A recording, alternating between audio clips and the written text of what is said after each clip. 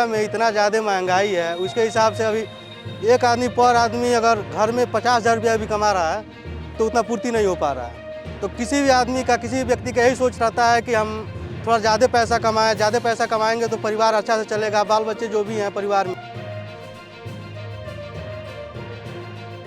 लीजिए बात करते हैं इजराइल की। इजराइल ने भारत से मदद मांगी है। भारत से युद्ध से जूझ रहे इजराइल की मदद के लिए 10,000 श्रमिकों की पहली बैच जल्द ही रवाना होने वाली है। ये लोग अगले सप्ताह से इजराइल पहुंचना शुरू हो जाएंगे। इनका काम श्रमिकों की कमी का सामना कर रहे इजराइल के निर्माण उद्योग की मदद करना है। 7 अक्टूबर को हमास के साथ लड़ाई के बाद इजराइल का निर्माण उद्योग श्रमिकों की गंभीर कमी का सामना कर रहा है। इजराइल बिल्डर्स एसोसिएशन IBA के एक सूत्र के अनुसार ये 10,000 कर्मचारी हर हफ्ते 700 से 1,000 के ग्रुप में पहुंचेंगे। गाजा में हमास के साथ इजराइल के सबसे हालिया संघर्ष के कारण इजरायली निर्माण उद्योग गंभीर संकट में है। पिछले 4 महीने में इजराइल में निर्माण उद्योग का काम बिल्कुल ठप पड़ा हुआ है। इजराइल ने सुरक्षा कारणों से फिलिस्तीनी श्रमिकों के प्रवेश पर प्रतिबंध लगा दिया है और कई हजार अन्य विदेशी श्रमिकों ने इजराइल को भी छोड़ दिया है। इसका मुख्य कारण है वहां पर चल रही लड़ाई।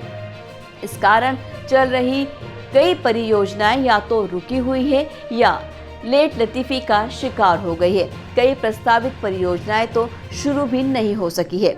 इजरायली बिजनेस दैनिक कैलकुलिस्ट ने पिछले हफ्ते हिब्रू में एक रिपोर्ट में कहा कि निर्माण उद्योग के लिए विदेशी श्रमिकों का कोटा 30,000 से बढ़ाकर 50,000 कर दिया गया है और इजरायली सरकार ने पिछले महीने 10,000 श्रमिकों के आगमन को मंजूरी दे दी है।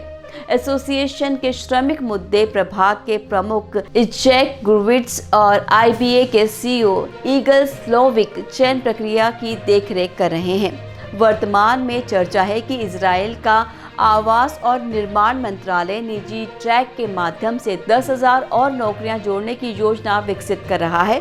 कुल मिलाकर 60,000 विदेशी कर्मचारी को रोजगार देगा, जो मौजूदा कोटा 50,000 से अधिक है।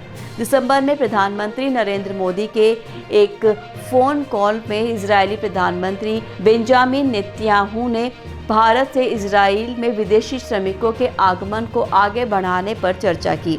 पिछले साल अप्रैल में भारत यात्रा के दौरान इजराइल के अर्थव्यवस्था मंत्री नीर बरकत ने नई दिल्ली में प्रतिनिधियों और अपने समकक्ष के साथ निर्माण सहित कई क्षेत्रों में भारतीयों को रोजगार देने पर चर्चा की थी। इस दौरान अलग अलग उद्योगों में काम करने के लिए लगभग 1,60,000 लोगों को इजराइल भेजने पर सहमति बनी। भारतीय श्रमिकों का कहना है कि वो इजराइल में खुद को सुरक्षित महसूस करते हैं। वहाँ उन्हें काफ़ी आकर्षक वेतन मिलता है। इस कारण अधिकांश भारतीय श्रमिक आज भी इजराइल में मौजूद हैं और दूसरे देशों के श्रमिकों की तरह देश छोड़कर नहीं भागे हैं। तो यहाँ पर हम कह सकते हैं कि इजराइल ने भारत से जो मदद की उम्मीद लगाई है, एक आस लगाए जो बैठा है इजराइल, यहाँ पर हमारे देश के प्रधानमंत्री भी सच्ची दोस्ती निभाते हैं और उन्होंने उनकी बात रखी है। यानी कि भारत ने तय कर लिया है कि वो ज़रूर इजराइल की मदद करेगा और अभी से वहाँ पर जो श्रमिकों की कमी है उसे पूरी करने की कोशिश करेगा, क्योंकि वहाँ का जो वेतन है हमारे भारतीय श्रमिकों के लिए काफ़ी ज़्यादा फ़ायदेमंद होता है और ऐसे में अभी भी वहाँ पर कई सारे भारतीय श्रमिक कार्य कर रहे हैं। तो भारत की तरफ से इजराइल को तोहफा दिया जा रहा है कि हमारे यहाँ के श्रमिक वहाँ जाने के लिए काम करने को तैयार हैं। तो ऐसे ही और अपडेट्स के लिए आप जुड़े रहिए हमारे साथ। फिर मिलेंगे आपसे अगले वीडियो में। दीजिए विदा। नमस्कार।